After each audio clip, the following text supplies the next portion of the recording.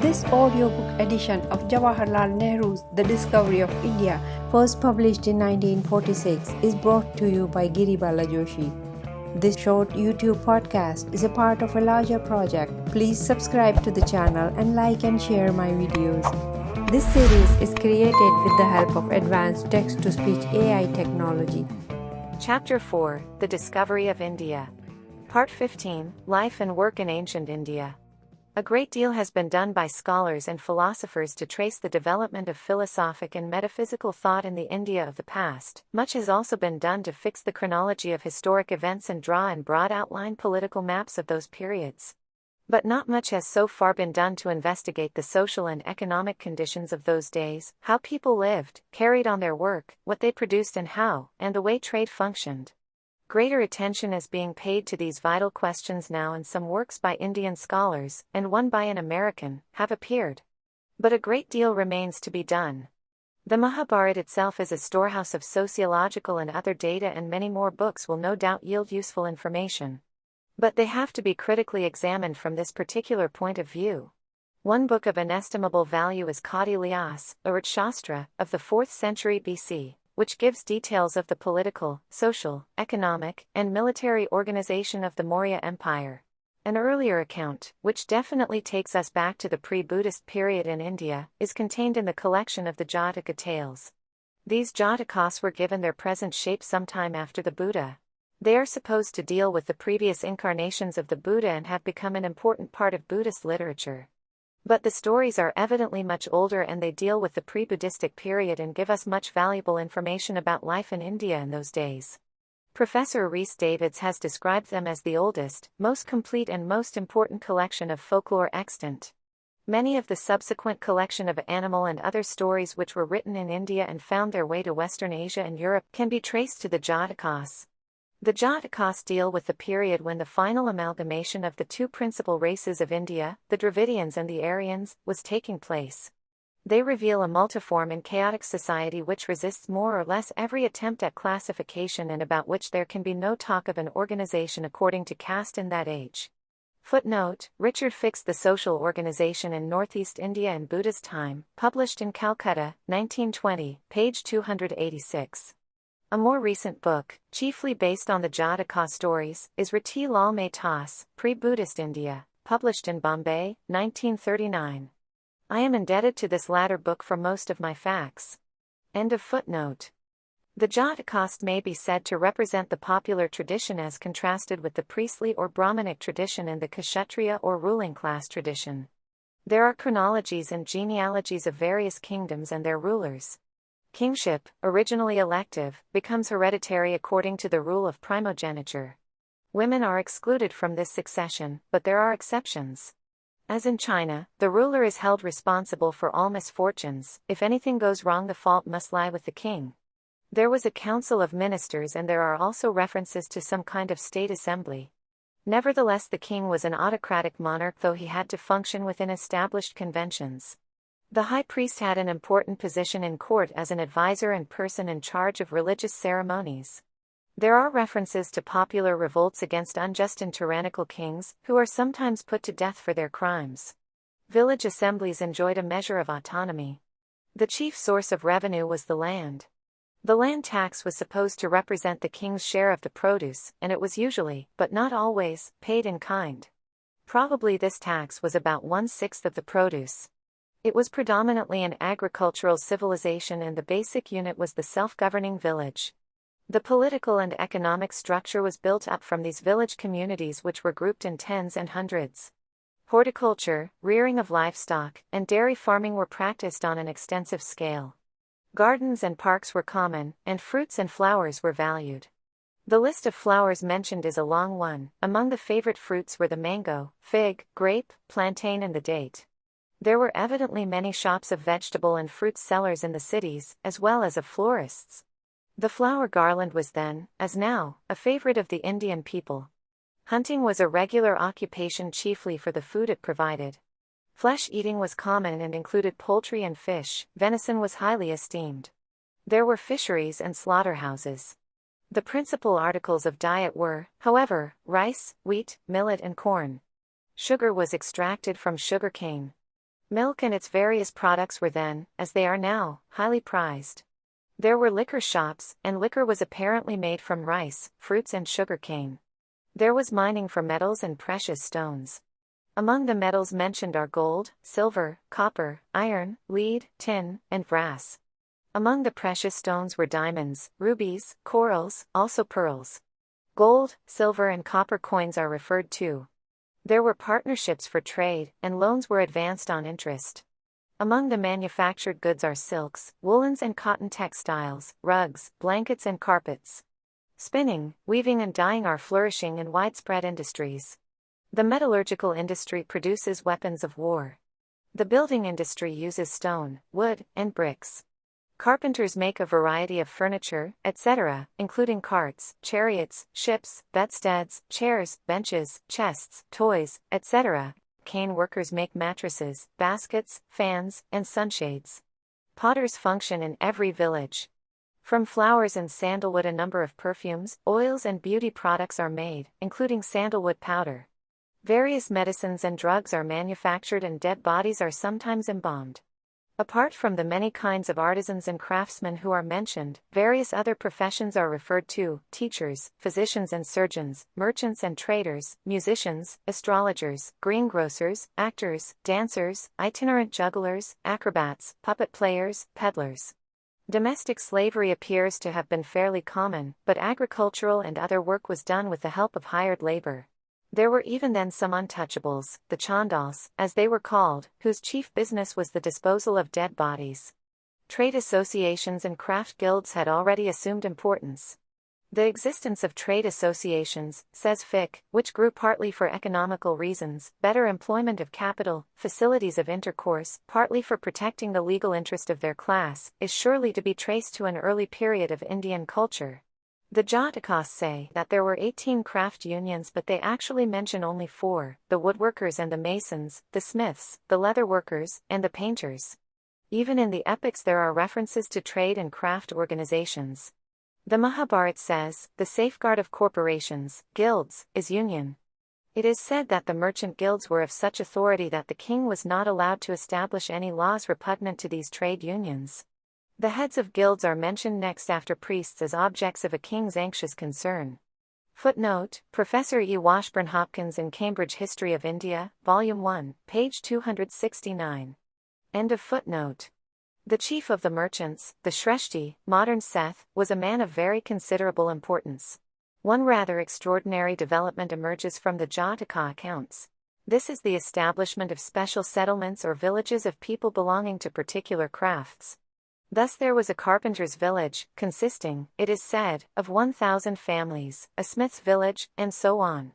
These specialized villages were usually situated near a city, which absorbed their special products and which provided them with the other necessaries of life. The whole village apparently worked on cooperative lines and undertook large orders. Probably out of this separate living and organization the caste system developed and spread out. The example set by the Brahmins and the nobility was gradually followed by the manufacturers' corporations and trade guilds. Great roads, with travelers' rest houses and occasional hospitals, covered North India and connected distant parts of the country.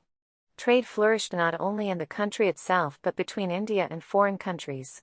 There was a colony of Indian merchants living at Memphis in Egypt about the 5th century BC, as the discovery of modeled heads of Indians there has shown. Probably there was trade also between India and the islands of Southeast Asia. Overseas trade involved shipping, and it is clear that ships were built in India both for the inland waterways and for ocean traffic. There are references in the epics to shipping duties being paid by merchants coming from afar. The Jatakas are full of references to merchants' voyages. There were overland caravans across deserts going westward to the seaport of Broach and north towards Gandhad and Central Asia. From Broach ships went to the Persian Gulf for Babylon, Bavaru. There was a great deal of river traffic, and according to the Jatakas, ships traveled from Benares, Patna, Champa, Bhagalpur, and other places to the sea and thence to southern ports in Ceylon and Malaya. Old Tamil poems tell us of the flourishing port of Kavaripattinam on the Kaveri River in the south, which was a center of international trade. These ships must have been fairly large, as it is said in the Jatakas that hundreds of merchants and emigrants embarked on a ship. In the Milinda, this is of the 1st century AC, Milinda is the Greek Bactrian king of North India who became an ardent Buddhist. It is said, as a shipowner who has become wealthy by constantly levying freight in some seaport town will be able to traverse the high seas and go to Vanga, Bengal, or Takola, or China or Mahavira, or Surat or Alexandria, or the Coromandel coast, or further India, or any other place where ships do congregate. Footnote, Mrs. C.A.F. Rhys-Davids in Cambridge History of India, Volume 1, page 212. End of footnote.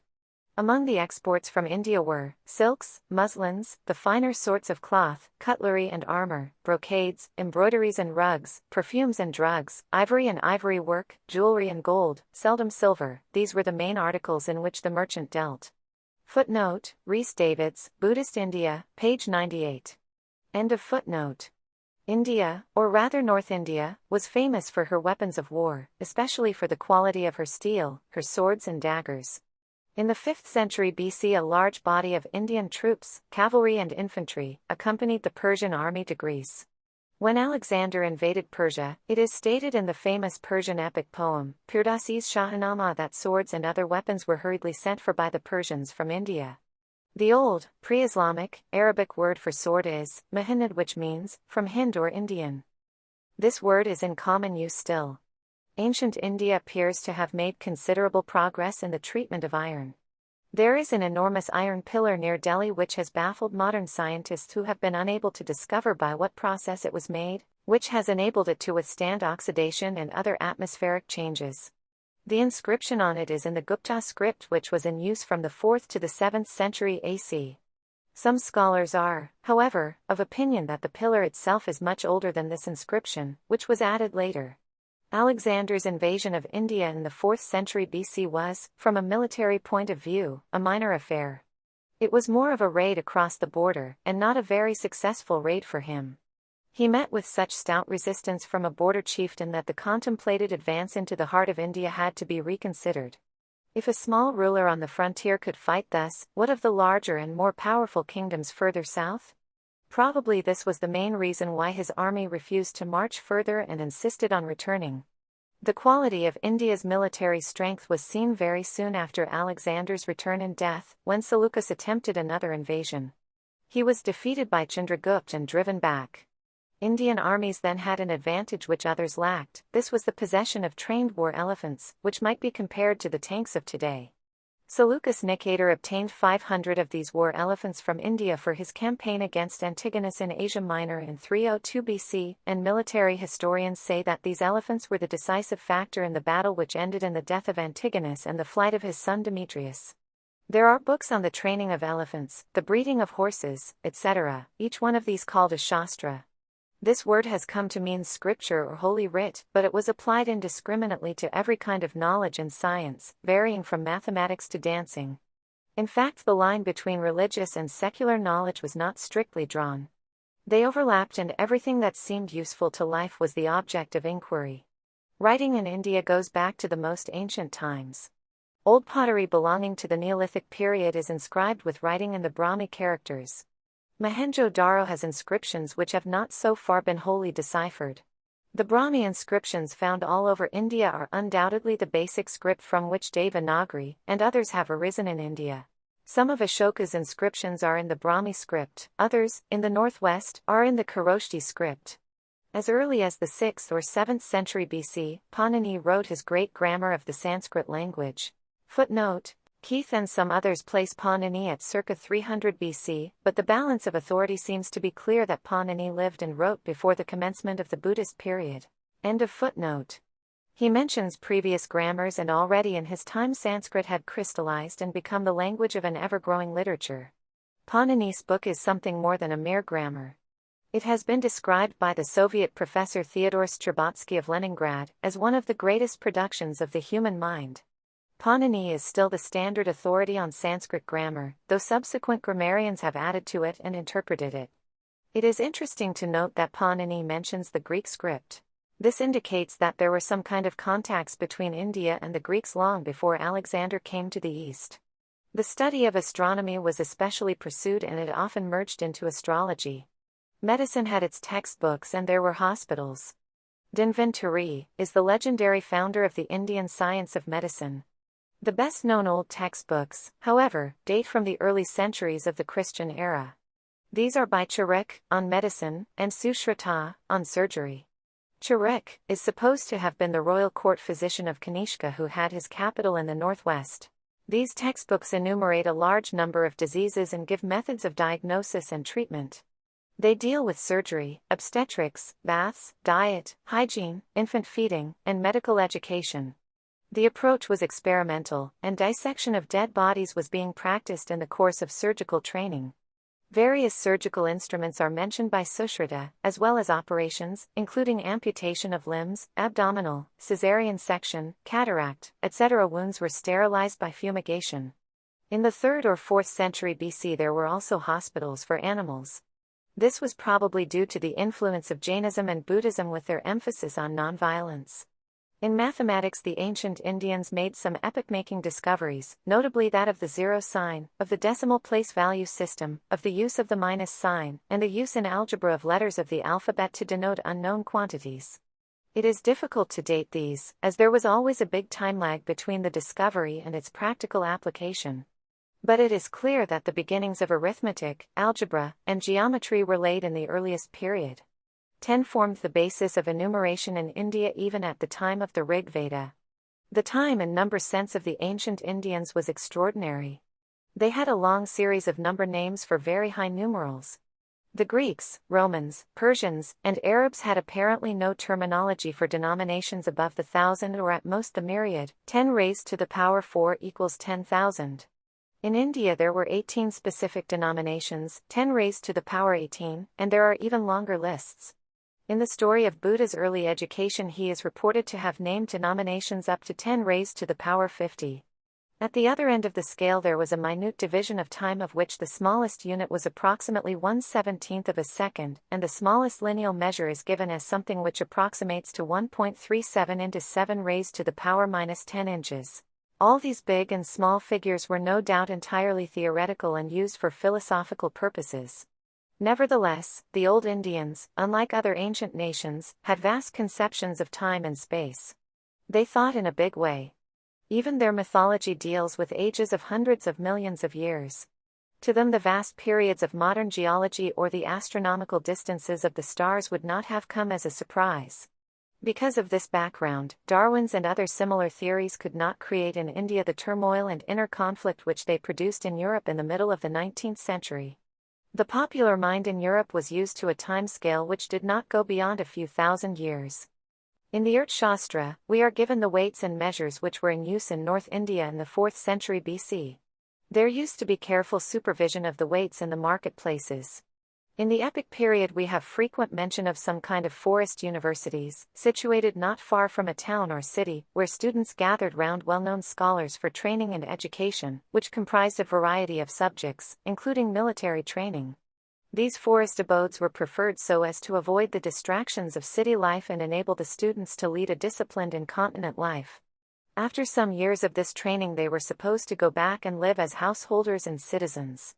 Probably these forest schools consisted of small groups, though there are indications that a popular teacher would attract large numbers. Benares has always been a center of learning, and even in Buddha's day it was old and known as such. It was in the Deer Park near Benares that Buddha preached his first sermon, but Benares does not appear to have been at any time anything like a university, such as existed then and later in other parts of India. There were numerous groups there, consisting of a teacher and his disciples, and often between rival groups there was fierce debate and argument. But in the northwest, near modern Peshawar, there was an ancient and famous university at Tikshashala, or Tikshala. This was particularly noted for science, especially medicine, and the arts, and people went to it from distant parts of India. The Jataka stories are full of instances of sons of nobles and Brahmins traveling, unattended and unarmed, to Tikshala, to be educated. Probably students came also from Central Asia and Afghanistan, as it was conveniently situated. It was considered an honor and a distinction to be a graduate of Tikshala. Physicians who had studied in the school of medicine there were highly thought of, and it is related that whenever Buddha felt unwell his admirers brought to him a famous physician who had graduated from Tikshala. Panini, the great grammarian of the 6th–7th century BC, is said to have studied there. Tiksila was thus a pre-Buddhist university and a seat of Brahminical learning. During the Buddhist period it became also a center of Buddhist scholarship and attracted Buddhist students from all over India and across the border. It was the headquarters of the northwestern province of the Maurya Empire. The legal position of women, according to Manu, the earliest exponent of the law, was definitely bad. They were always dependent on somebody, on the father, the husband, or the son. Almost they were treated, in law, as chattels. And yet from the numerous stories in the epics this law was not applied very rigidly and they held an honored place in the home and in society. The old lawgiver, Manu, himself says, "Where women are honored the gods dwell." There is no mention of women students at Taxila or any of the old universities, but some of them did function as students somewhere, for there is repeated mention of learned and scholarly women. In later ages also there were a number of eminent women scholars. Bad as the legal position of women was in ancient India, judged by modern standards, it was far better than in ancient Greece and Rome, in early Christianity, in the canon law of medieval Europe, and indeed right up to comparatively modern times at the beginning of the 19th century. The exponents of the law from Manu onwards refer to forms of partnership in business. Manu refers chiefly to priests, Yajnavalkya includes trade and agriculture. A later writer, Narada, says, loss, expense, profit of each partner are equal to, more than, or less than those of other partners according as his share, invested, is equal, greater, or less. Storage, food, charges, tolls, loss, freightage, expense of keeping, must be paid by each partner in accordance with the terms of agreement. Manu's conception of a state was evidently that of a small kingdom. This conception was, however, growing and changing, leading to the vast Maurya Empire of the 4th century BC and to international contacts with the Greek world. Megasthenes, the Greek ambassador in India in the 4th century BC, totally denies the existence of slavery in India. But in this he was wrong, as there were certainly domestic slaves, and there are references in Indian books of the period to improving the lot of the slaves. It is clear, however, that there was no large-scale slavery and no slave gangs for labor purposes, as were common in many countries then, and this may have led Megasthenes to believe that slavery was completely absent. It was laid down that never shall an Arya be subjected to slavery. Who exactly was an Arya, and who was not, it is difficult to say, but the Aryan fold at that time had come to mean rather vaguely all the 4 basic castes, including the Shudras, but not the untouchables. In China also, in the days of the early Han dynasty, slaves were used primarily in domestic service. They were unimportant in agriculture or in large-scale labor works. Both in India and China these domestic slaves formed a very small proportion of the population, and in this important respect there was thus a vast difference between Indian and Chinese society and contemporary Greek and Roman society. What were the Indians like in those distant days? It is difficult for us to conceive of a period so far and so different from ours, and yet some vague picture emerges from the miscellaneous data that we have. They were a light-hearted race, confident and proud of their traditions, dabbling in the search for the mysterious, full of questions addressed to nature and human life, attaching importance to the standards and values they had created, but taking life easily and joyously, and facing death without much concern. Arrian, the Greek historian of Alexander's campaign in North India, was struck by this lightheartedness of the race. No nation, he writes, is fonder of singing and dancing than the Indian. End of Part 15, Life and Work in Ancient India, of Chapter 4. Part 16, Mahavira and Buddha, Caste. Some such background existed in North India from the time of the epics onwards to the early Buddhist period. It was ever-changing politically and economically, and the processes of synthesis and amalgamation, as well as the specialization of labor, were taking place. In the realm of ideas there was continuous growth and often conflict. The early Upanishads had been followed by the development of thought and activity in many directions. They were themselves a reaction against priestcraft and ritualism. Men's minds had rebelled against much that they saw, and out of that rebellion had grown these early Upanishads, as well as, a little later, the strong current of materialism, and Jainism and Buddhism, and the attempt to synthesize various forms of belief in the Bhagavad Gita. Out of all this again grew the 6 systems of Indian philosophy. Yet behind all this mental conflict and rebellion lay a vivid and growing national life. Both Jainism and Buddhism were breakaways from the Vedic religion and its offshoots, though in a sense they had grown out of it. They deny the authority of the Vedas and, most fundamental of all matters, they deny or say nothing about the existence of a first cause. Both lay emphasis on nonviolence and build up organizations of celibate monks and priests. There is a certain realism and rationalism in their approach, though inevitably this does not carry us very far in our dealings with the invisible world. One of the fundamental doctrines of Jainism is that truth is relative to our standpoints. It is a rigorous ethical and non-transcendental system, laying a special emphasis on the ascetic aspect of life and thought. Mahavira, the founder of Jainism, and Buddha were contemporaries, and both came from the Kshatriya warrior class. Buddha died at the age of 80, in 544 BC, and the Buddhist era begins then. This is the traditional date. Historians give a later date 487 BC, but are now inclined to accept the traditional date as more correct. It is an odd coincidence that I am writing this on the Buddhist New Year's Day, 2488, the day of the full moon of the month of Vaishak, the Vaishakhi Purnima, as it is called. It is stated in Buddhist literature that Buddha was born on this full moon day of Vaishak, May to June, that he attained enlightenment and finally died also on the same day of the year.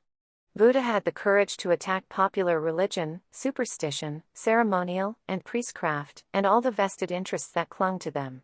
He condemned also the metaphysical and theological outlook, miracles, revelations, and dealings with the supernatural.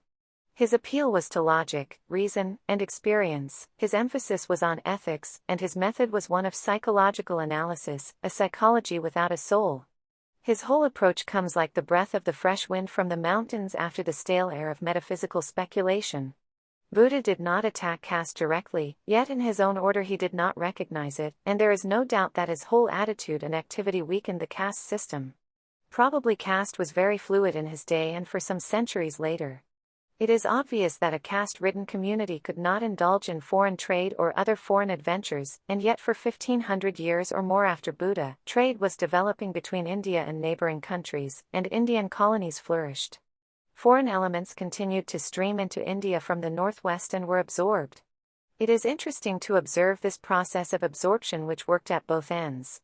New castes were formed at the bottom of the scale, and any successful invading element became transformed soon into Kshatriya, or the ruling class. Coins of the period just before and after the beginning of the Christian era show this rapid change in the course of 2 or 3 generations. The first ruler has a foreign name. His son or grandson appears with a Sanskrit name and is crowned according to the traditional rites meant for Kshatriyas. Many of the Rajput, Kshatriya clans date back to the Shaka, of Scythian, invasions which began about the 2nd century BC or from the later invasion of the White Huns. All these accepted the faith and institutions of the country and then tried to affiliate themselves to the famous heroes of the epics. Thus the Kshatriya group depended on status and occupation rather than on descent, and so it was much easier for foreigners to be incorporated into it. It is curious and significant that throughout the long span of Indian history there have been repeated warnings given by great men against priestcraft and the rigidity of the caste system, and powerful movements have risen against them, yet slowly, imperceptibly, almost, it seems, as if it were the inevitable course of destiny, caste has grown and spread and seized every aspect of Indian life in its strangling grip. Rebels against caste have drawn many followers, and yet in course of time their group has itself become a caste. Jainism, a rebel against the parent religion and in many ways utterly different from it, was yet tolerant to caste and adapted itself to it, and so it survives and continues in India, almost as an offshoot of Hinduism. Buddhism, not adapting itself to caste, and more independent in its thought and outlook, ultimately passes away from India, though it influences India and Hinduism profoundly. Christianity comes here 1800 years ago and settles down and gradually develops its own castes. The Muslim social structure in India, in spite of its vigorous denunciation of all such barriers within the community, is also partly affected. In our own period, numerous movements to break the tyranny of caste have arisen among the middle classes, and they have made a difference, but not a vital one, so far as the masses are concerned. Their method was usually one of direct attack. Then Gandhi came and tackled the problem, after the immemorial Indian fashion, in an indirect way, and his eyes were on the masses. He has been direct enough, aggressive enough, persistent enough, but without challenging the original basic functional theory underlying the 4 main castes. He has attacked the rank undergrowth and overgrowth, knowing well that he was undermining the whole caste structure thereby. Footnote: Gandhiji's references to caste have been progressively stronger and more pointed, and he has made it repeatedly clear that caste as a whole and as it exists must be eliminated. Referring to the constructive program which he has placed before the nation, he says, it has undoubtedly independence, political, social and economic, as its aim. It is a moral, non-violent revolution in all the departments of life of a big nation, at the end of which caste and untouchability and such other superstitions must vanish, differences between Hindu and Muslim become things of the past, enmity against Englishmen or Europeans must be wholly forgotten. And again quite recently, the caste system, as we know, is an anachronism. It must go if both Hinduism and India are to live and grow from day to day. End of footnote. He has already shaken the foundations and the masses have been powerfully affected. For them the whole structure holds or breaks altogether. But an even greater power than he is at work, the conditions of modern life, and it seems that at last this hoary and tenacious relic of past times must die. But while we struggle with caste in India, which, in its origin, was based on color, new and overbearing castes have arisen in the West with doctrines of racial exclusiveness, sometimes clothed in political and economic terms, and even speaking in the language of democracy.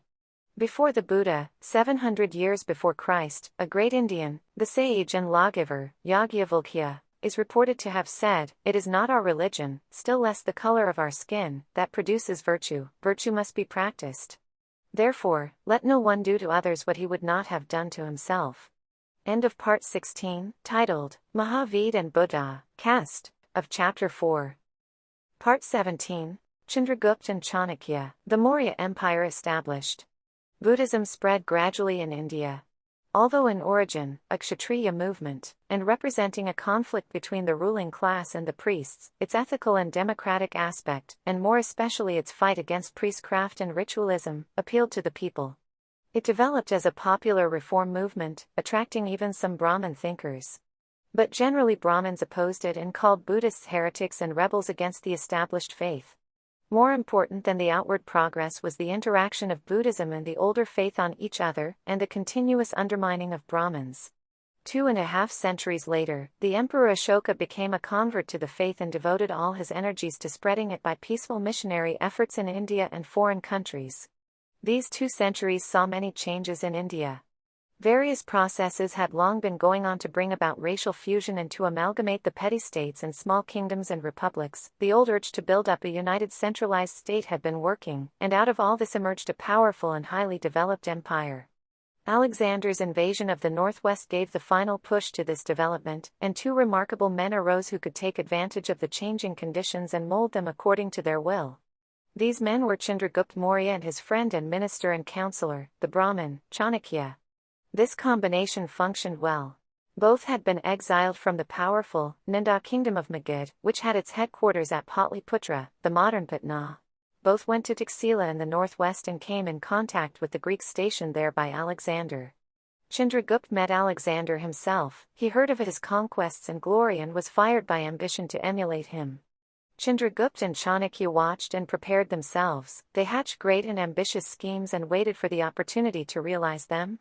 Soon news came of Alexander's death at Babylon in 323 BC, and immediately Chandragupta and Chanakya raised the old and ever-new cry of nationalism and roused the people against the foreign invader.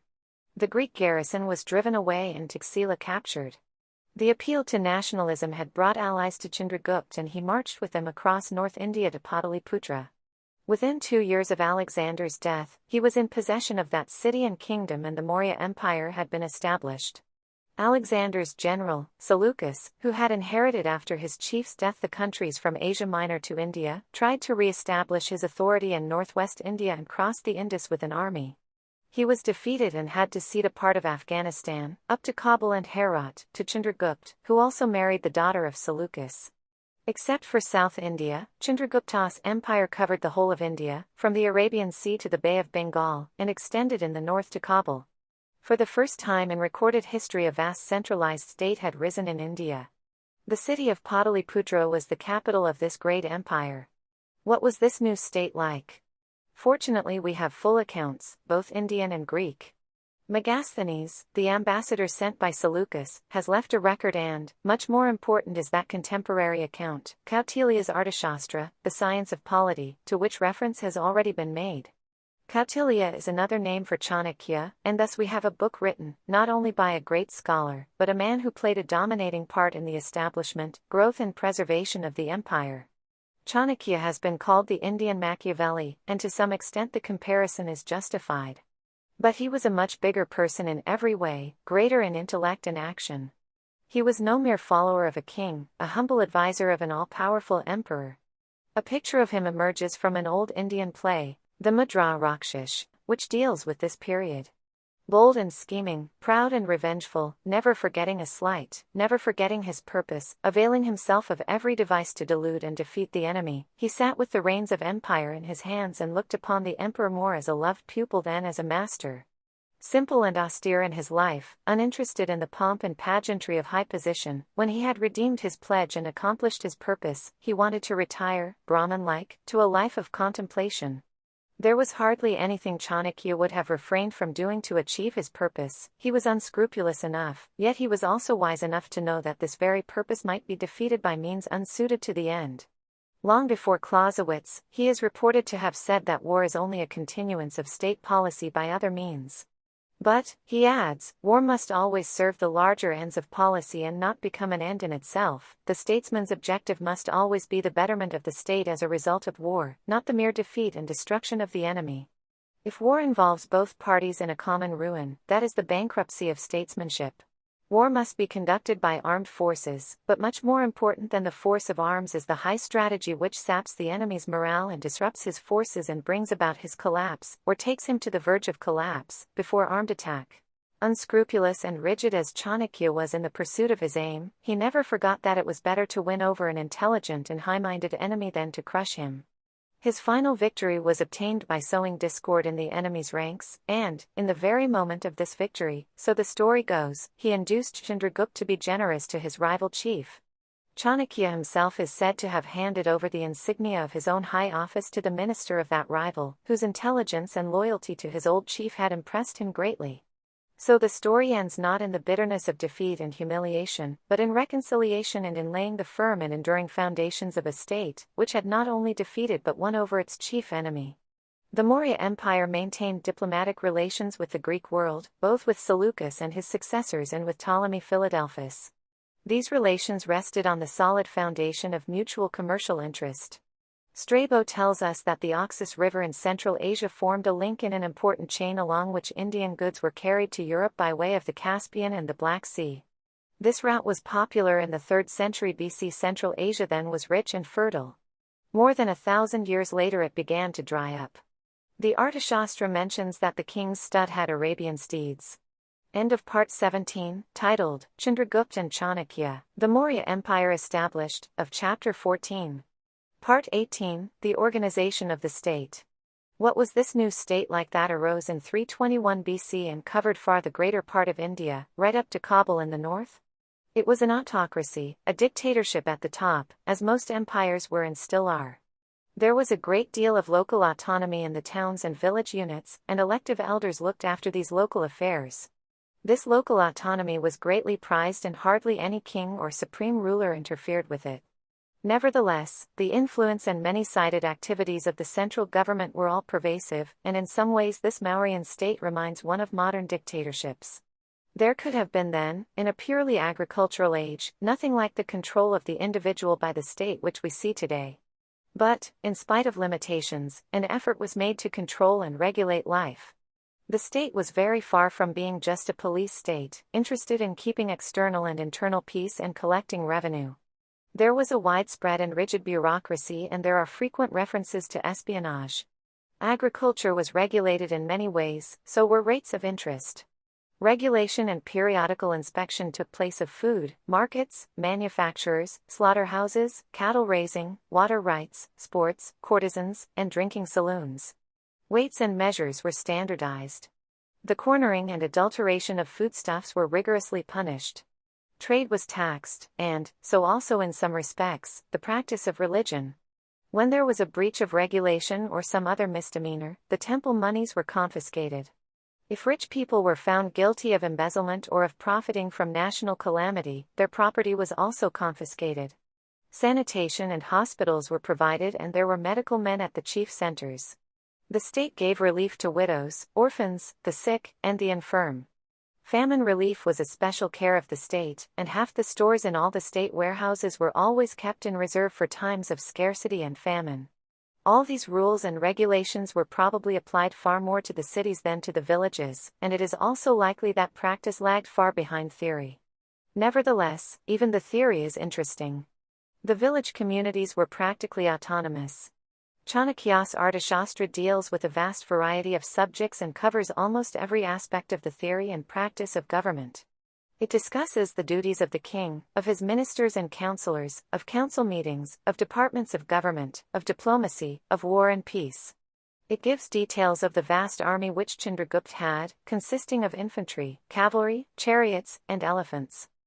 Footnote: the game of chess, which had its origin in India, probably developed from this fourfold conception of the army. It was called Chaturinga, four-limbed, from which came the word shatranj. Alberuni gives an account of this game as played in India by 4 players. End of footnote. And yet Chanakya suggests that mere numbers do not count for much. Without discipline and proper leadership they may become a burden. Defense and fortifications are also dealt with. Among the other matters discussed in the book are trade and commerce, law and law courts, municipal government, social customs, marriage and divorce, rights of women, taxation and revenue, agriculture, the working of mines and factories, artisans, markets, horticulture, manufactures, irrigation, and waterways, ships and navigation, corporations, census operations, fisheries, slaughterhouses, passports, and jails. Widow remarriage is recognized, also divorce under certain circumstances. There is a reference to China Pata, silk fabrics of China manufacture, and a distinction is made between these and the silk made in India. Probably the latter was of a coarser variety. The importation of Chinese silk indicates trade contacts with China at least as early as the 4th century BC. The king, at the time of his coronation, had to take the oath of service to the people. May I be deprived of heaven, of life, and of offspring if I oppress you. In the happiness of his subjects lies his happiness, in their welfare. Whatever pleases himself he shall consider as not good, but whatever pleases his subjects, he shall consider as good. If a king is energetic, his subjects will be equally energetic. Public work could not suffer or await the king's pleasure, he had always to be ready for it. And if the king misbehaved, his people had the right to remove him and put another in his place. There was an irrigation department to look after the many canals, and a navigation department for the harbors, ferries, bridges, and the numerous boats and ships that went up and down the rivers and crossed the seas to Burma and beyond. There was apparently some kind of navy, too, as an adjunct of the army. Trade flourished in the empire and great roads connected the distant parts, with frequent rest houses for travelers. The chief road was named King's Way, and this went right across the country from the capital to the northwest frontier. Foreign merchants are especially mentioned and provided for, and seem to have enjoyed a kind of extraterritoriality. It is said that the old Egyptians wrapped their mummies in Indian muslins and dyed their cloth with indigo obtained from India. Some kind of glass has also been discovered in the old remains. Megasthenes, the Greek ambassador, tells us that the Indians loved finery and beauty, and even notes the use of the shoe to add to one's height. There was a growth of luxury in the Maurya Empire. Life becomes more complicated, specialized, and organized.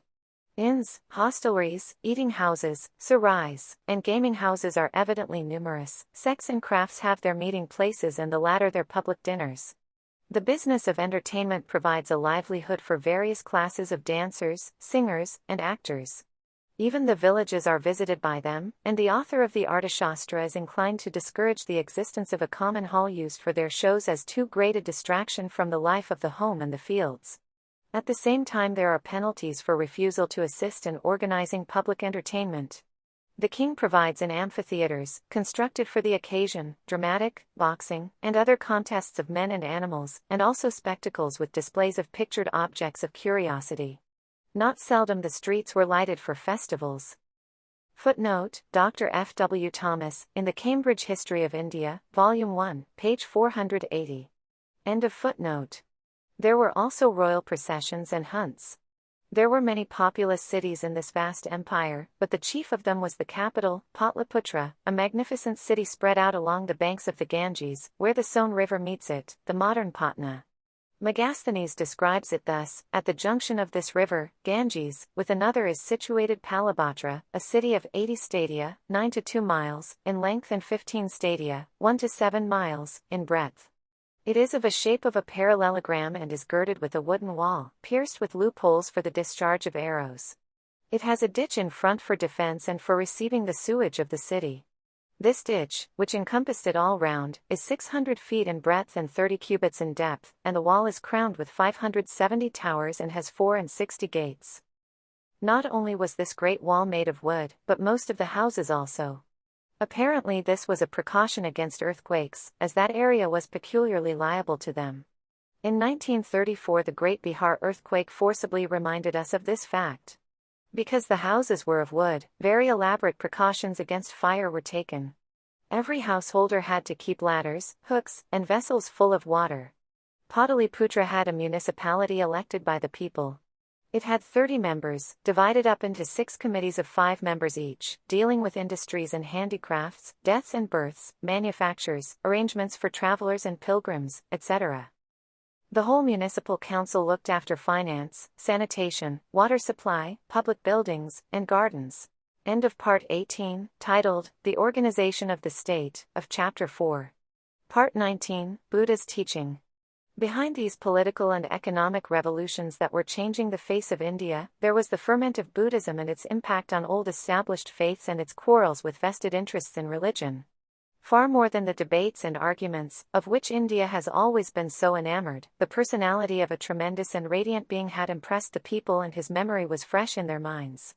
His message, old and yet very new and original for those immersed in metaphysical subtleties, captured the imagination of the intellectuals. It went deep down into the hearts of the people. Go unto all lands, had said the Buddha to his disciples, and preach this gospel. Tell them that the poor and the lowly, the rich and the high, are all one, and that all castes unite in this religion as do the rivers in the sea.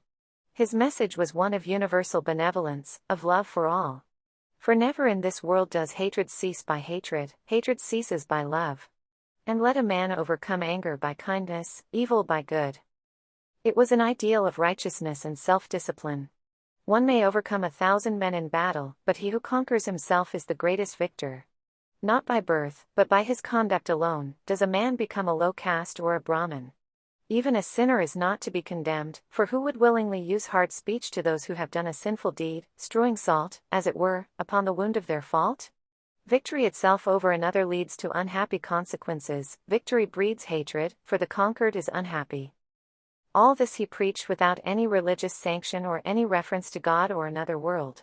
He relies on reason and logic and experience and asks people to seek the truth in their own minds. He is reported to have said, "One must not accept my law from reverence, but first try it as gold is tried by fire."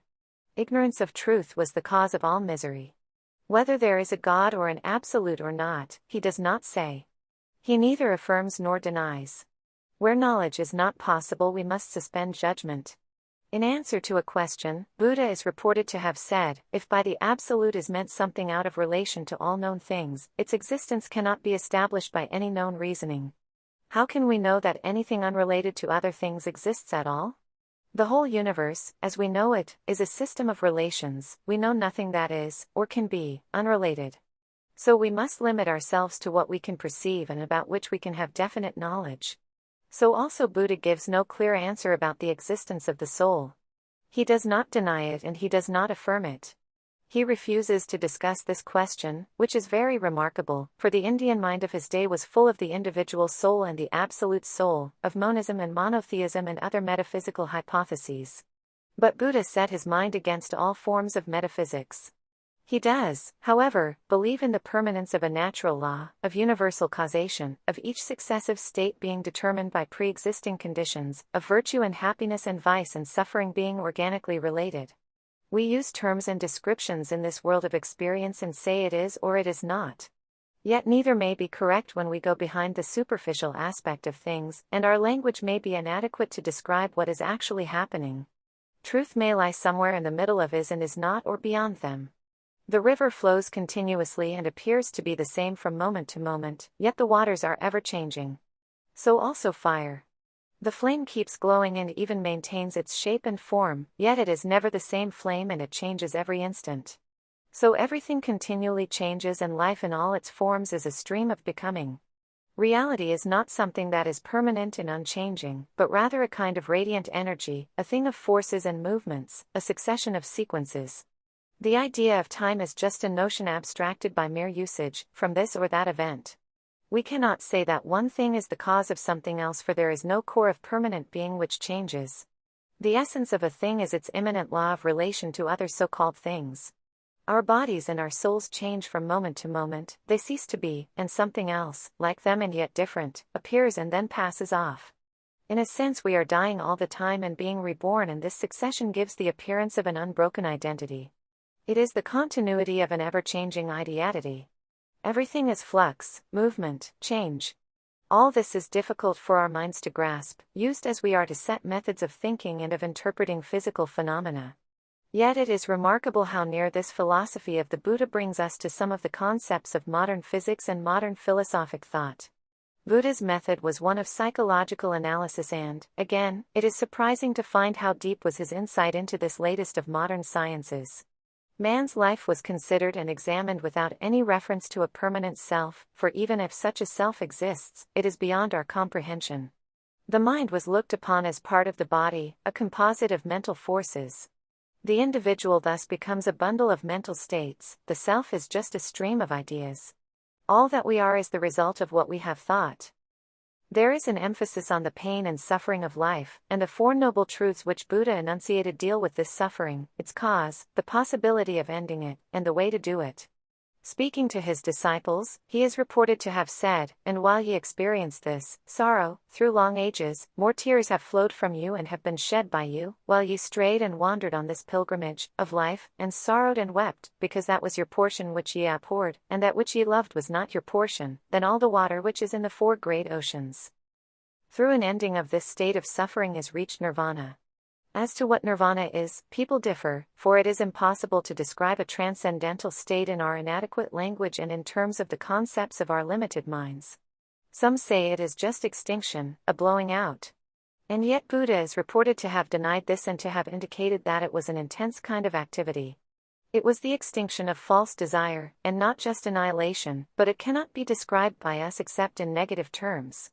Buddha's way was the middle path, between the extremes of self-indulgence and self-mortification. From his own experience of mortification of the body, he said that a person who has lost his strength cannot progress along the right path. This middle path was the Aryan Eightfold Path: right beliefs, right aspirations, right speech, right conduct, right mode of livelihood, right effort, right-mindedness, and right rapture. It is all a question of self-development, not grace. And if a person succeeds in developing along these lines and conquers himself, there can be no defeat for him, not even a god can change into defeat the victory of a man who has vanquished himself. Buddha told his disciples what he thought they could understand and live up to. His teaching was not meant to be a full explanation of everything, a complete revelation of all that is. Once, it is said, he took some dry leaves in his hand and asked his favorite disciple, Ananda, to tell him whether there were any other leaves besides those in his hand. Ananda replied, "The leaves of autumn are falling on all sides, and there are more of them than can be numbered." Then said the Buddha, "In like manner I have given you a handful of truths, but besides these there are many thousands of other truths, more than can be numbered." End of Part 19, titled, Buddha's Teaching, of Chapter 4. Part 20, The Buddha Story. The Buddha story attracted me even in early boyhood, and I was drawn to the young Siddhartha who, after many inner struggles and pain and torment, was to develop into the Buddha. Edwin Arnold's Light of Asia became one of my favorite books. In later years, when I traveled about a great deal in my province, I liked to visit the many places connected with the Buddha legend, sometimes making a detour for the purpose. Most of these places lie in my province or not far from it. Here, on the Nepal frontier, Buddha was born, here he wandered, here, at Gaya, in Bihar, he sat under the Bodhi tree and gained enlightenment, here he preached his first sermon, here he died. When I visited countries where Buddhism is still a living and dominant faith, I went to see the temples and the monasteries and met monks and laymen, and tried to make out what Buddhism had done to the people. How had it influenced them, what impress had it left on their minds and faces, how did they react to modern life? There was much I did not like. The rational ethical doctrine had become overlaid with so much verbiage, so much ceremonial, canon law, so much, in spite of the Buddha, metaphysical doctrine and even magic. Despite Buddha's warning, they had deified him, and his huge images, in the temples and elsewhere, looked down upon me, and I wondered what he would have thought. Many of the monks were ignorant persons, rather conceited and demanding obeisance, if not to themselves then to their vestments. In each country the national characteristics had imposed themselves on the religion and shaped it according to their distinctive customs and modes of life. All this was natural enough and perhaps an inevitable development. But I saw much also that I liked. There was an atmosphere of peaceful study and contemplation in some of the monasteries and the schools attached to them. There was a look of peace and calm on the faces of many of the monks, a dignity, a gentleness, an air of detachment and freedom from the cares of the world. Did all this accord with life today, or was it a mere escape from it? Could it not be fitted into life's ceaseless struggle and tone down the vulgarity and acquisitiveness and violence that afflict us? The pessimism of Buddhism did not fit in with my approach to life, nor did the tendency to walk away from life and its problems. I was, somewhere at the back of my mind, a pagan with a pagan's liking for the exuberance of life and nature, and not very much averse to the conflicts that life provides. All that I had experienced, all that I saw around me, painful and distressing as it was, had not dulled that instinct. Was Buddhism passive and pessimistic? Its interpreters may say so, many of its own devotees may have drawn that meaning. I am not competent to judge of its subtleties and its subsequent complex and metaphysical development. But when I think of the Buddha, no such feeling arises in me, nor can I imagine that a religion based mainly on passivity and pessimism could have had such a powerful hold on vast numbers of human beings, among them the most gifted of their kind. The conception of the Buddha, to which innumerable loving hands have given shape in carven stone and marble and bronze, seems to symbolize the whole spirit of Indian thought, or at least one vital aspect of it. Seated on the lotus flower, calm and impassive, above passion and desire, beyond the storm and strife of this world, so far away he seems, out of reach, unattainable. Yet again we look, and behind those still, unmoving features there is a passion and an emotion, strange and more powerful than the passions and emotions we have known. His eyes are closed, but some power of the spirit looks out of them and a vital energy fills the frame. The ages roll by and Buddha seems not so far away after all. His voice whispers in our ears and tells us not to run away from the struggle but, calm-eyed, to face it, and to see in life ever greater opportunities for growth and advancement. Personality counts today as ever, and a person who has impressed himself on the thought of mankind as Buddha has, so that even today there is something living and vibrant about the thought of him, must have been a wonderful man, a man who was, as Barth says, the finished model of calm and sweet majesty, of infinite tenderness for all that breathes and compassion for all that suffers, of perfect moral freedom and exemption from every prejudice. And the nation and the race which can produce such a magnificent type must have deep reserves of wisdom and inner strength.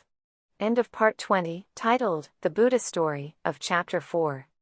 Part 21, Ashoka.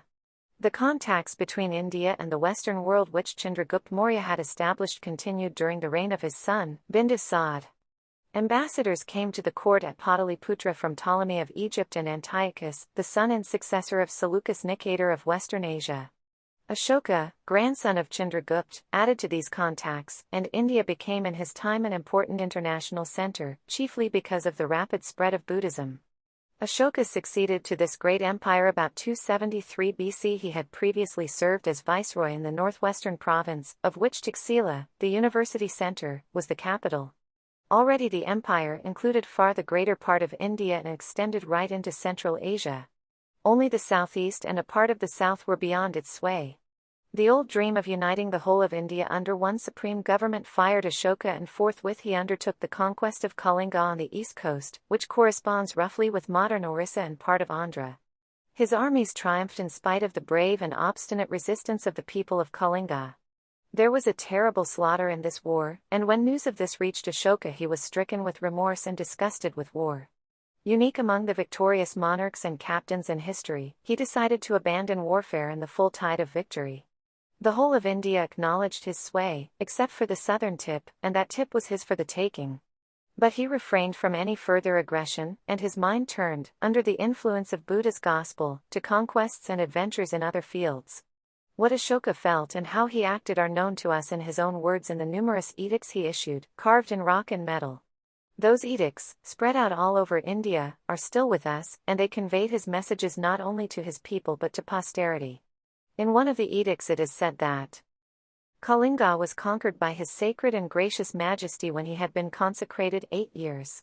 150,000 persons were thence carried away as captive, 100,000 were there slain, and many times that number died. Directly after the annexation of the Kalingas began His Sacred Majesty's zealous protection of the law of piety, his love of that law, and his inculcation of that law, Dharma. Thus arose His Sacred Majesty's remorse for having conquered the Kalingas, because the conquest of a country previously unconquered involves the slaughter, death, and carrying away captive of the people. That is a matter of profound sorrow and regret to His Sacred Majesty. No longer, goes on the edict, would Ashoka tolerate any more killing or taking into captivity, not even of 100th or 1,000th part of the number killed and made captive in Kalinga. True conquest consists of the conquest of men's hearts by the law of duty or piety, and, adds Ashoka, such real victories had already been won by him, not only in his own dominions, but in distant kingdoms. The edict further says, moreover, should anyone do him wrong, that too must be borne with by His Sacred Majesty, so far as it can possibly be borne with. Even upon the forest folk in his dominions His Sacred Majesty looks kindly and he seeks to make them think aright, for, if he did not, repentance would come upon His Sacred Majesty. For His Sacred Majesty desires that all animate beings should have security, self-control, peace of mind, and joyousness. This astonishing ruler, beloved still in India and in many other parts of Asia, devoted himself to the spread of Buddha's teaching, to righteousness and goodwill, and to public works for the good of the people. He was no passive spectator of events, lost in contemplation and self-improvement. He labored hard at public business and declared that he was always ready for it, at all times and at all places, whether I am dining or in the ladies' apartments, in my bedroom or in my closet, in my carriage or in my palace gardens. The official reporters should keep me informed of the people's business. At any hour and at any place work I must for the commonweal. His messengers and ambassadors went to Syria, Egypt, Macedonia, Cyrene, and Epirus, conveying his greeting and Buddha's message. They went to Central Asia also and to Burma and Siam, and he sent his own son and daughter, Mahendra and Sanghamitra, to Ceylon in the south. Everywhere an appeal was made to the mind and the heart, there was no force or compulsion. Ardent Buddhist as he was, he showed respect and consideration for all other faiths. He proclaimed in an edict, all sects deserve reverence for one reason or another. By thus acting a man exalts his own sect and at the same time does service to the sects of other people. Buddhism spread rapidly in India from Kashmir to Ceylon. It penetrated into Nepal and later reached Tibet and China and Mongolia. In India, one of the consequences of this was the growth of vegetarianism and abstention from alcoholic drinks. Till then both Brahmins and Kshatriyas often ate meat and took wine. Animal sacrifice was forbidden. Because of the growth of foreign contacts and missionary enterprises, trade between India and other countries must have also grown. We have records of an Indian colony in Khotan, now Xinjiang, Central Asia. The Indian universities, especially Taxila, also attracted more students from abroad. Ashoka was a great builder and it has been suggested that he employed foreign craftsmen to assist in building some of his huge structures. This inference is drawn from the designs of some clustered columns which remind one of Persepolis. But even in those early sculptures and other remains the characteristically Indian art tradition is visible. Ashoka's famous many-pillared hall in his palace at Pataliputra was partly dug out by archaeologists about 30 years ago. Dr. Spooner, of the Archaeological Department of India, in his official report, said that this was in an almost incredible state of preservation, the logs which formed it being as smooth and perfect as the day they were laid, more than 2,000 years ago. He says further that the marvelous preservation of the ancient wood, whose edges were so perfect that the very lines of jointure were indistinguishable, evoked admiration of all who witnessed the experiment. The whole was built with a precision and reasoned care that could not possibly be excelled today. In short, the construction was absolute perfection of such work. In other excavated buildings also in different parts of the country wooden logs and rafters have been found in an excellent state of preservation. This would be surprising anywhere, but in India it is more so, for the climate wears them away and all manner of insects eat them up. There must have been some special treatment of the wood. What this was is still, I believe, a mystery. Between Pataliputra, Patna, and Gaya, lie the impressive remains of Nalanda University, which was to become famous in later days. It is not clear when this began functioning and there are no records of it in Ashoka's time. Ashoka died in 232 BC, after ruling strenuously for 41 years. Of him H. G. Wells says in his Outline of History, amidst the tens of thousands of names of monarchs that crowd the columns of history, their majesties and graciousnesses and serenities and royal highnesses and the like, the name of Ashoka shines, and shines almost alone, a star. From the Volga to Japan his name is still honored. China, Tibet, and even India, though it has left his doctrine, preserve the tradition of his greatness. More living men cherish his memory today than have ever heard the names of Constantine or Charlemagne. End of Part 21, titled, Ashoka, of Chapter 4. This concludes the fourth chapter, titled, The Discovery of India.